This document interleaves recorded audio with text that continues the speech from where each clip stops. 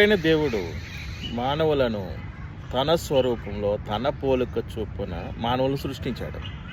అయితే దుష్టుడైనటువంటి సాతాను మానవులను మభ్యపెట్టి దేవుని రాజ్యం నుంచి తప్పించి దేవుని స్వరూపంలో ఉన్నటువంటి మానవుడిని తన స్వరూపంలో తన పోలిక చొప్పున మార్చివేశాడు.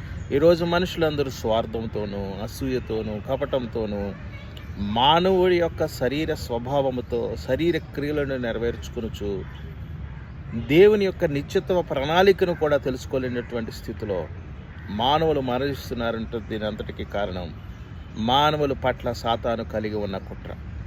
కాబట్టి ఈ కుట్ర నుంచి మానవులు తప్పించాలి అంటే మళ్ళీ కోల్పోయిన మానవ స్వభావాన్ని దేవుని స్వరూపంతో సరిదిద్దడానికి క్రీస్తు యేసు ఈ లోకానికి విమోచకుడిగా వచ్చాడు. క్రీస్తు యేసు యందు విశ్వాసం ఉంచబడిన వారికి నిత్య జీవం అనుగ్రహించబడి